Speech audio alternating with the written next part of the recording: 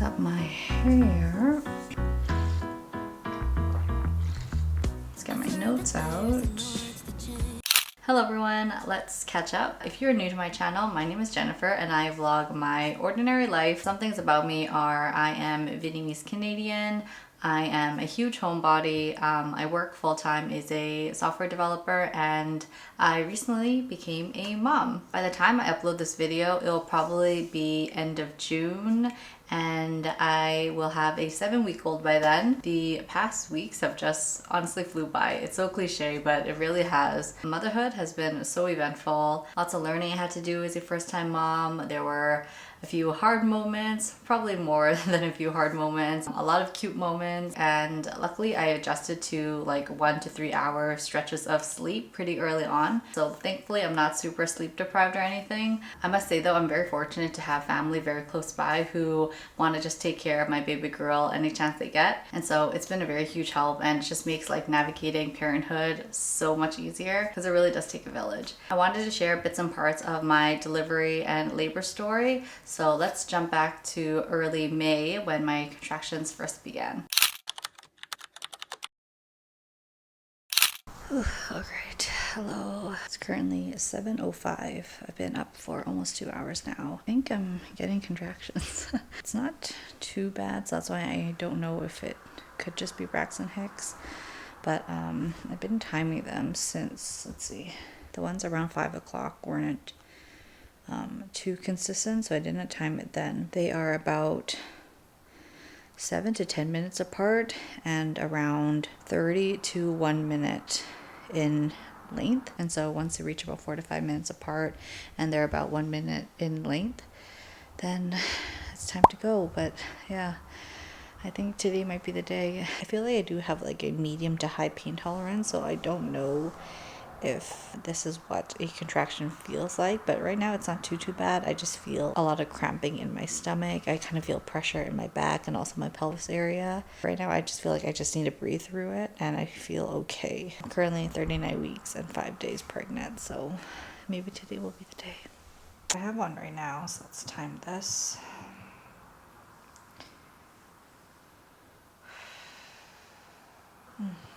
It doesn't feel too bad. It just feels like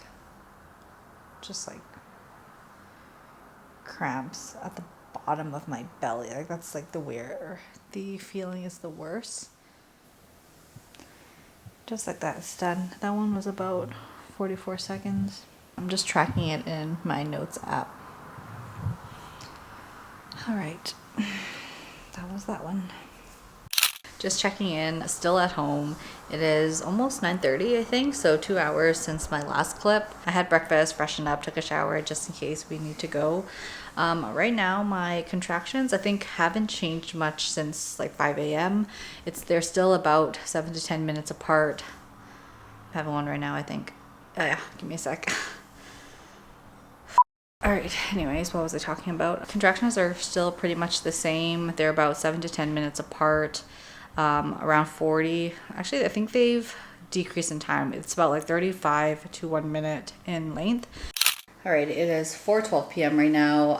Baby is not here, so decided to indulge in a plate of fruit. I'm doing a 1-month confinement at my parents' house after I give birth, and my mom's putting me on a somewhat strict diet, and that diet does not include like sour fruits, not much fruits in general. So if today's my last day before giving birth, I decided to indulge in some fruit because I love fruit. Helen and I just stopped by the grocery store to grab some cuties and some small guavas. So that's what I'm going to be having right now. I was looking for strawberries, but unfortunately they didn't have it. So settled for this instead. Just going to eat this with some chili salt. This is my first time actually having the baby guavas. They're so cute. I usually just get the big guavas, but this smelled very fragrant, so I wanted to try this. Let's try it without the chili salt. Just tastes like a big guava. I love cuties. I think a lot of people do. Like, they're so easy to eat. Small little update. I got a new phone. I got the iPhone 16. Hal and I both got new phones. He upgraded from the Google Pixel XL to his Pixel 9a, and then I upgraded from an iPhone XS to an iPhone 16. I think we both had our phones for 5 or 6 years before upgrading. A little treat before our baby comes, and I'm excited because now I have a better camera to take pictures of my little girl. That was so good. I'm so satisfied. If I give birth in an hour, I would be so happy because I have my fruit satisfactions already checked off.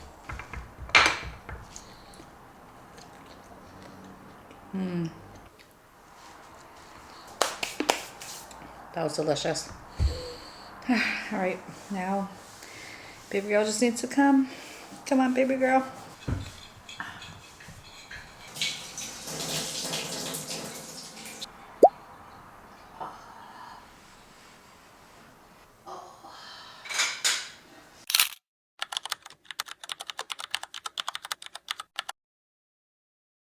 All right, we're in the family birthing unit now, just waiting to be checked in. Contractions are still 7 minutes apart. So. Right. Currently being checked.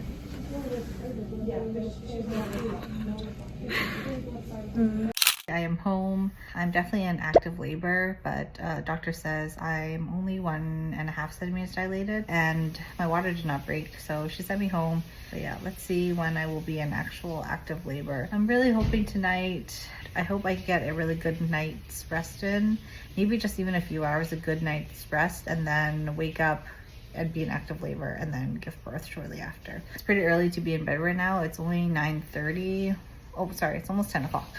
But yeah, pretty early for us. Usually we go to bed around 12:30 to 1 o'clock. Just gonna call it early night, try to get some hours in, and then hopefully maybe in the 1-2 a.m. we'll be up and get ready to go to the hospital again. Yeah, all right, I'll check in later.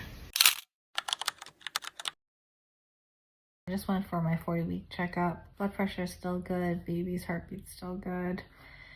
And I've been having contractions since 5 a.m. yesterday, so I'm only dilated 1.5 centimeters, so I can't really stay at the hospital. Today's contractions are a lot more painful than yesterday's. Today I feel like I have to like vocally express sound to ease the pain. Yeah, I don't know. I'm tired. My sleep was pretty broken last night. I think I woke up every like 30 minutes due to contractions. But I think I also slept through some contractions because when I woke up around 5, my contractions were still like 10 minutes apart. So I think during my sleep, it was also 10 minutes apart, but I slept through some of them. Yeah, and I'm exhausted. I'm gonna try sleeping. Hopefully during my nap, my body produces a lot of oxytocin and then gets those contractions a little closer together to open up my cervix. But yeah, this is day 2 of contractions and this is not fun. So that last clip that you just saw was the last clip that I ever filmed before I gave birth. After that last clip, I ended up taking a nap. I had dinner, and then by the time we finished dinner, my contractions were about 4 to 5 minutes apart. And so we decided to head to the hospital because at that point my contractions were a lot stronger and it was a lot more painful to endure. So we went to the hospital for a second checkup. I remember as Hal and I were walking towards the hospital, I don't know what came over me, but I just started uncontrollably sobbing. I'm pretty sure it wasn't due to the contraction pains because usually I don't really cry from like physical pain, but I just had this surge of emotion and I just couldn't stop crying. I remember after getting checked in, the nurse was like, "Is everything okay?" And I was like, "I don't know, I'm just a mess right now." And I couldn't explain what I was crying about. Anyway, it was around 8 p.m. when I got examined and I was told that I was still only 1.5 centimeters dilated, which was crazy to me because I felt like I was experiencing so much pain. I couldn't imagine what like contractions during active labor looked like if that's already the pain level that I was experiencing at 1.5 centimeters dilated. We were told to just get home and rest and then come back when contractions were closer together. But before we could leave, we had to wait for the doctor to check us out. We were waiting for about 2 hours before the doctor came to us. I know there was patients before us and then there was an emergency C-section that she had to attend to first. And so Kind of luckily for me, by the time the doctor was available to us, my contractions were about 2 to 3 minutes apart. And so she examined me again, and at that point I was 4 centimeters dilated. But still, because that's not active labor, which is 6 centimeters, the doctor was still saying that likely I will need to go home. But I knew that I was gonna have the baby tonight, so I was like, please, is there any way I can stay? And she said, depends on if there's room availability. Luckily there was, and so I think we got admitted around 11 p.m. A little TMI, but before we got admitted into a room, this is one thing I didn't know about like the labor stages, is that your contractions can make you vomit. And so before we got admitted, I all of a sudden just needed to vomit, and luckily there was a bag around, so I vomited in that. And then during my whole labor process, actually, I vomited twice. The first time I was able to make it into the bag, and then the second time I was like a split second away from the bag, and it got on the nurse, which I felt so bad for. She was really sweet about it, and she says it happens all the time, but I don't know if it happens like on her a lot of the time. Yeah, that was a little embarrassing, and I feel really bad for the nurse. Anyway, my birth plan was to go unmedicated, but my goodness, the contractions just, they felt like death. I know several videos back I was saying like I was very excited to see what contraction feels like, see what labor feels like, see what pushing feels like, and that is still true, or that was still true, but now I know they feel like death. So my original plan was to go unmedicated, but I was told like your cervix opens up 1 centimeter-ish per hour. I remember laying there doing the math and was like, okay, that means I would have to endure this for at most 6 more hours every 3 minutes. And I said, screw that. I feel like at this point, because every minute just felt like the rest, because it was just contraction after contraction, I lost track of time. I don't recall when I gave up in fighting the pain. I want to say maybe it was around 2 a.m.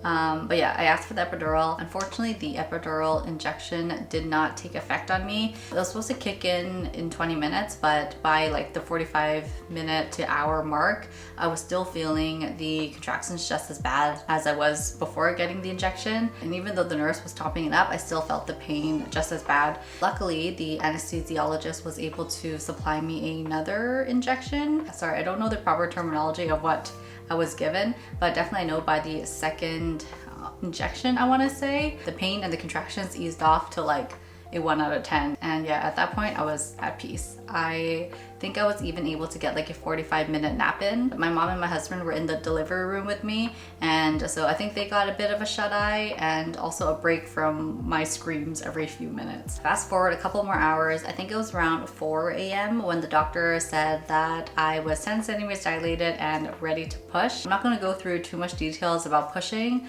but all I gotta say is pushing is hard.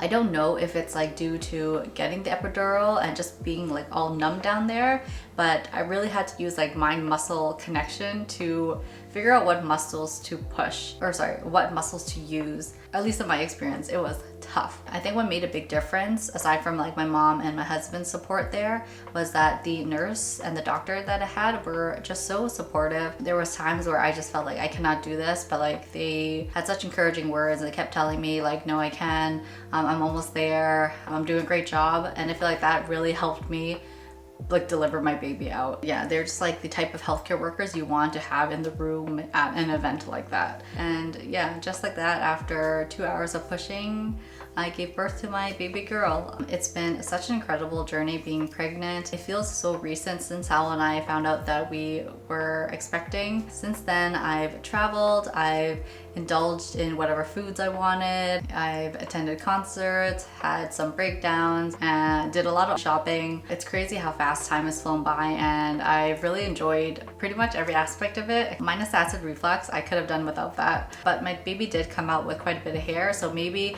that old wives' tale is actually true. I can't believe I'm no longer pregnant. And yeah, so just like that, after exactly 40 weeks of being pregnant, 2 days of contractions, and 2 hours of pushing, my baby girl is earthside. That wraps up this video. I hope you enjoyed my labor and delivery story. If you've been watching me since I was expecting, or you were just following me recently through my journey, thank you so much for watching. Please give the video a like and subscribe if you haven't already, and I'll catch you in the next one. Bye for now.